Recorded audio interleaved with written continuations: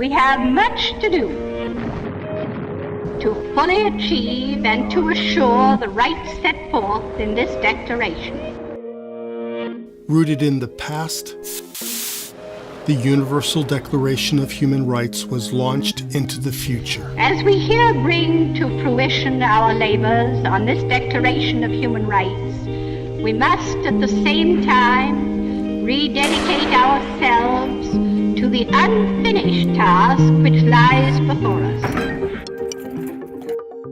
Hi, my name is Katerina. Nice to meet you. Today, the United Nations Human Rights Council tasks a small group of experts who conduct country visits worldwide to investigate and report on a wide range of human rights violations. How long have you stayed here? The global reach of these experts has grown in response to the world's awareness of injustice. I was a young lawyer in Argentina during the military dictatorship. I was one of more than 125 or so lawyers who were arrested because of the defense of political prisoners.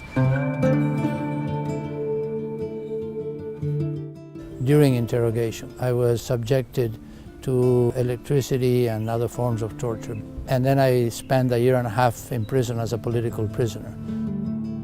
For years, the United Nations had a procedure that was strictly confidential. They only covered the violations in South Africa, in Israel, and in Chile. And no other country was ever considered. But it was the situation in Argentina that broke through.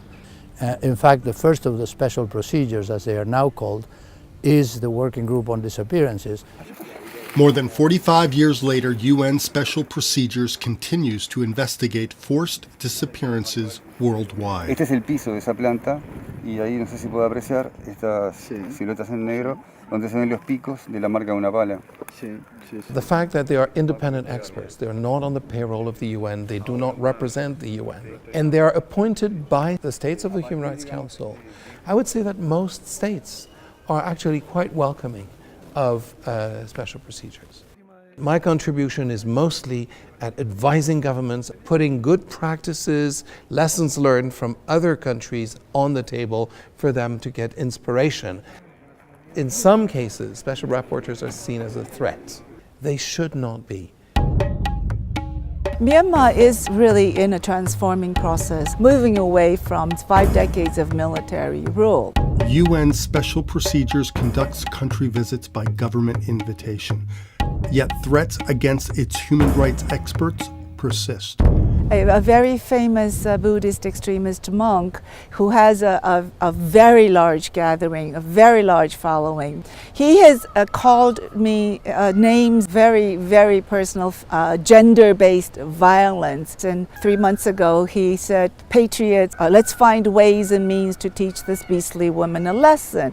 Because if you're not bold, if you're not courageous, you can't even do this work. And some were beaten up for just no reason, and they went. I don't even think about that. I just go to do my work. Yes, there are times they advise you don't go here because it's not safe.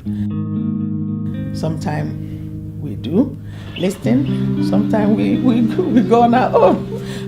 So far, we've survived all of that, and I'm grateful to God.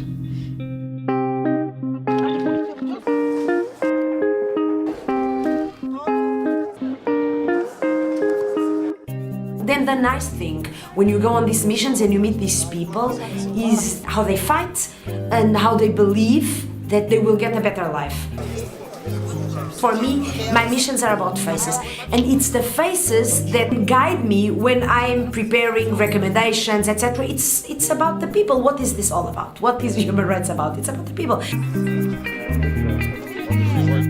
Each time you have a visit, you meet with very high-ranking ministers, sometimes presidents or even prime ministers. It's very agile in the sense that you are an individual operating in circumstances that you deem to be the best, so you're not fettered by any bureaucracy.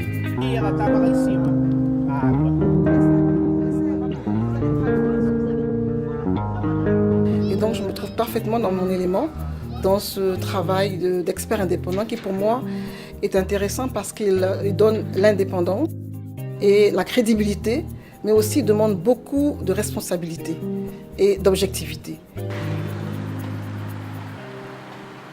And cultural rights, at the end of the day, to me, is really about human creativity. As the first mandate holder by the UN in this area, to try and explore what all this means. And so I have had the possibility, which has been absolutely crucial for me, to bring together experts from regional diversity, but also from different angles to that same issue, Right. and also that they're activists as well as academics. Working independently, these experts communicate unbiased, actionable information that can inspire change. Before the Arab Spring, Tunisia was the first country to set out on a path of democratization. And the discussions about the Tunisian constitution included a wish to remove women's right to equality from the constitution. We communicated with the Tunisian government at that time. Our communication was accepted. The drafting of the constitution included women's right to equality as a basic right. And civil society runs away with the reports and the recommendations, and they work out how to implement them. They put pressure on governments, they lobby, advocate. You can't sit back, these are urgent, these things need to be done, and you have to follow up, you have to build on the momentum, you have to build on the work, you don't have to stop. Our work is not done. 157 countries are state parties to the protocol to prevent and suppress trafficking in persons. Migrants often have very few options, if any, and must migrate in order to survive. The estimate that I have been using is about 80,000 persons in solitary confinement. It started as one special procedure over 45 years ago. Today, the UN Human Rights Council now relies on 79 experts addressing 55 human rights issues, helping nations create and uphold laws inspired by the Universal Declaration of Human Rights.